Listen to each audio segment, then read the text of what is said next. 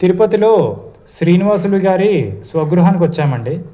ప్రత్యేకం ఏంటంటే ఆయన ఆవు పేడను ఉపయోగిస్తూ ఒక మిద్దె లాంటిది వేసుకుంటున్నారు. ఏ విధంగా చేస్తున్నారో ఏంటో చూద్దాం తండి. మానవలోకానికి స్వాగతము, మా నవలోకానికి స్వాగతము, మా లోకానికి స్వాగతము. ఈయన అన్నీ కూడా ప్రకృతికి దగ్గరగా ఉండే వస్తువులతోని మిద్దె లాంటిది వేసుకునే ప్రయత్నం చేస్తున్నారు. చూస్తున్నారు కదా, సర్వి, ఇతర బొంగులు అలాంటివన్నీ కూడా ముందు నుంచే ఆర్సీసీ బీముల మీద అడ్డంగా పరిచి పెట్టి ఉంచారు.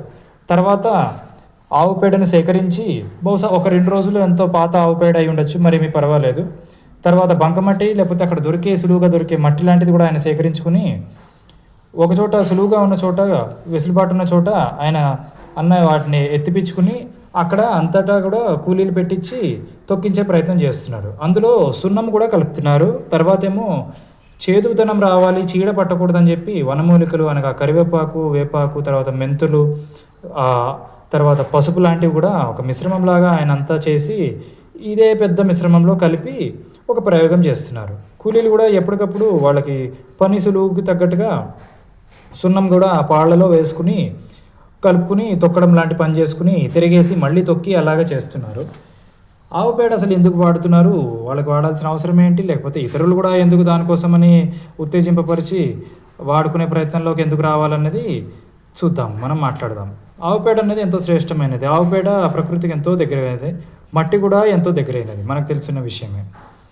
అయితే దీన్ని మనము ఈ విధంగా కట్టడాల్లోనూ తర్వాత భవన నిర్మాణాల్లోనూ తీసుకొచ్చుకుంటే కనుక మనకి సహజ సిద్ధమైన వనరులు అనగా ఇసుక, మట్టి, తర్వాత చెక్క అటువంటివన్నీ కూడా మనకి తగ్గుతాయి. ఆవు పేడ తర్వాతనేమో మీకు దగ్గరగా దొరికే మట్టిని తెచ్చుకుని వాడుకుంటే మీరు కట్టడాల్లోనూ భవనాల్లోనూ నిర్మాణాల్లో మీరు ప్రకృతికి దగ్గరైన వాళ్ళు ఉంటారు. ప్రకృతిని హానికరం చేయకుండా నిర్మించిన వాళ్ళు అయి ఉంటారు. వీళ్ళు చూసారు కదా, స్టీల్ ఫామ్ వర్క్. ఇప్పుడు మామూలుగా స్లాబ్లు వేసుకోవాలంటే అన్ని స్టీల్ ఫామ్ వర్క్లు వాడతారు. కానీ అది కాకుండా వీళ్ళు కొబ్బరి తడికల్లోనే నేరుగా కిందనే వాళ్ళు మట్టంలాగా పెట్టేసుకుని మోపు చేసుకుని దాని మీద వాళ్ళు ఈ విధంగా చిన్నగా స్లాబ్ వేసుకునే ప్రయత్నం చేస్తున్నారు. ఎంతో ఒక మంచి ఆవళిలో ఆ కొబ్బరి తడికల్ని వాళ్ళు అమర్చి తర్వాత చెక్క ముక్కలను ఫామ్ వర్క్ లాగా పెట్టుకుని దాని మీద ఆవు పేడ ఈ మట్టి సున్నం కలిపిన మిశ్రమాన్ని వాడు తొక్కి అలికేసి అక్కడనే అమర్చిపెట్టే ప్రయత్నంలో ఈ స్లాబ్ అంతా నిర్మిస్తున్నారు. ఇదే విధంగా అందరూ చేసుకుంటే కనుక మనకి సిమెంటు, తర్వాత ఎర్రిటికల వల్ల సిమెంటు, తర్వాత ఖనిజాలు, తర్వాత మట్టి, ఇసుక, నదులు, వాగులు అలాంటివన్నీ కూడా క్షీణించిపోకుండా మనకి ఆవు పేడ తర్వాతేమో దగ్గరగా దొరికే మట్టి, తర్వాతేమో సున్నం ఎటువంటి పరిస్థితులైనా తప్పనిసరి అవుతుంది.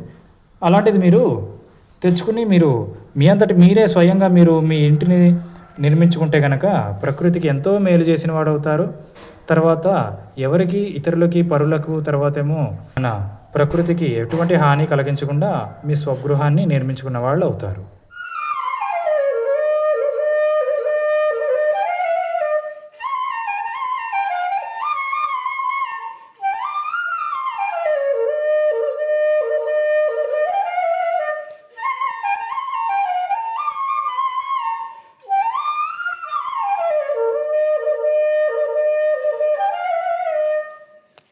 ఆహారం కానీ వ్యవహారాలు కానీ నేచర్కి దగ్గరగా ఉంటే ఆరోగ్యం ఎంత బాగుంటుంది.